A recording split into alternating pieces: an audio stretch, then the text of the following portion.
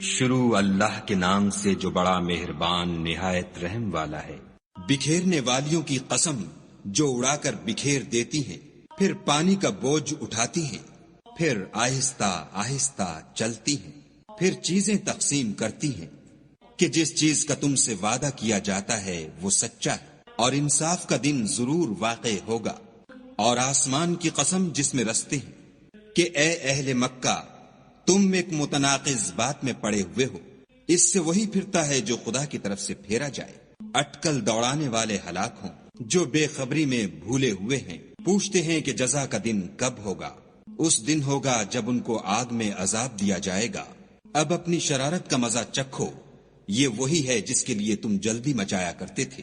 بے شک پرہیزگار بہشتوں اور چشموں میں عیش کر رہے ہوں گے، اور جو نعمتیں ان کا پروردگار انہیں دیتا ہوگا ان کو لے رہے ہوں گے۔ بے شک وہ اس سے پہلے نیکیاں کرتے تھے، رات کے تھوڑے سے حصے میں سوتے تھے اور اوقات سحر میں بخشش مانگا کرتے تھے، اور ان کے مال میں مانگنے والے اور نہ مانگنے والے دونوں کا حق ہوتا ہے۔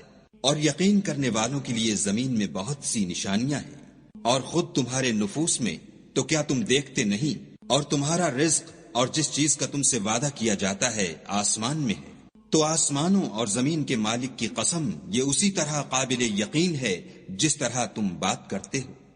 بھلا تمہارے پاس ابراہیم کے معزز مہمانوں کی خبر پہنچی ہے؟ جب وہ ان کے پاس آئے تو سلام کہا، انہوں نے بھی جواب میں سلام کہا۔ دیکھا تو ایسے لوگ کہ نہ جان نہ پہچان، تو اپنے گھر جا کر ایک بھنا ہوا موٹا بچڑا لائے اور کھانے کے لیے ان کے آگے رکھ دیا۔ کہنے لگے کہ آپ تناول کیوں نہیں کرتے؟ اور دل میں ان سے خوف معلوم کیا۔ انہوں نے کہا کہ خوف نہ کیجیے، اور ان کو ایک دانش مند لڑکے کی بشارت بھی سنائی۔ تو ابراہیم کی بیوی چلاتی آئیں اور اپنا منہ پیٹ کر کہنے لگیں کہ اے ہے، ایک تو بڑھیا اور دوسرے بانج۔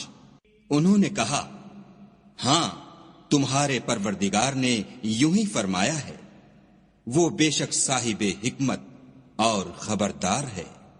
ابراہیم نے کہا کہ فرشتوں تمہارا مدعا کیا ہے؟ انہوں نے کہا کہ ہم گناہگاروں کی طرف بھیجے گئے ہیں تاکہ ان پر کھنگر برسائیں، جن پر حد سے بڑھ جانے والوں کے لیے تمہارے پروردگار کے ہاں سے نشان کر دیے گئے ہیں۔ تو وہاں جتنے مومن تھے ان کو ہم نے نکال لیا، اور اس میں ایک گھر کے سوا مسلمانوں کا کوئی گھر نہ پایا، اور جو لوگ عذاب علیم سے ڈرتے ہیں ان کے لیے وہاں نشانی چھوڑ دی۔ اور موسیٰ کے حال میں بھی نشانی ہے، جب ہم نے ان کو فرعون کی طرف کھلا ہوا معجزہ دے کر بھیجا تو اس نے اپنی قوت کے گھمنڈ پر منہ موڑ لیا اور کہنے لگا یہ تو جادوگر ہے یا دیوانہ۔ تو ہم نے اس کو اور اس کے لشکروں کو پکڑ لیا اور ان کو دریا میں پھینک دیا، اور وہ کام ہی قابل ملامت کرتا تھا۔ اور عاد کی قوم کے حال میں بھی نشانی ہے، جب ہم نے ان پر نامبارک ہوا چلائی، وہ جس چیز پر چلتی اس کو ریزہ ریزہ کیے بغیر نہ چھوڑتی۔ اور قوم سمود کے حال میں بھی نشانی ہے، جب ان سے کہا گیا کہ ایک وقت تک فائدہ اٹھا لو، تو انہوں نے اپنے پروردگار کے حکم سے سرکشی کی، سو ان کو کڑک نے آ پکڑا اور وہ دیکھ رہے تھے۔ پھر وہ نہ تو اٹھنے کی طاقت رکھتے تھے اور نہ مقابلہ کر سکتے تھے۔ اور اس سے پہلے ہم نوح کی قوم کو ہلاک کر چکے تھے، بے شک وہ نافرمان لوگ تھے۔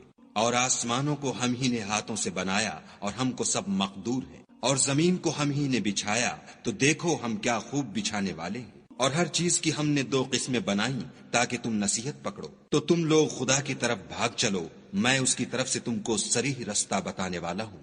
اور خدا کے ساتھ کسی اور کو معبود نہ بناؤ، میں اس کی طرف سے تم کو صریح رستہ بتانے والا ہوں۔ اسی طرح ان سے پہلے لوگوں کے پاس جو پیغمبر آتا وہ اس کو جادوگر یا دیوانہ کہتے۔ کیا یہ لوگ ایک دوسرے کو اسی بات کی وصیت کرتے آئے ہیں؟ بلکہ یہ شریر لوگ ہیں۔ تو ان سے اعراض کرو، تم کو ہماری طرف سے ملامت نہ ہوگی، اور نصیحت کرتے رہو کہ نصیحت مومنوں کو نفع دیتی ہے۔ اور میں نے جنوں اور انسانوں کو اس لیے پیدا کیا ہے کہ میری عبادت کریں۔ میں ان سے طالب رزق نہیں، اور نہ یہ چاہتا ہوں کہ مجھے کھانا کھلائیں۔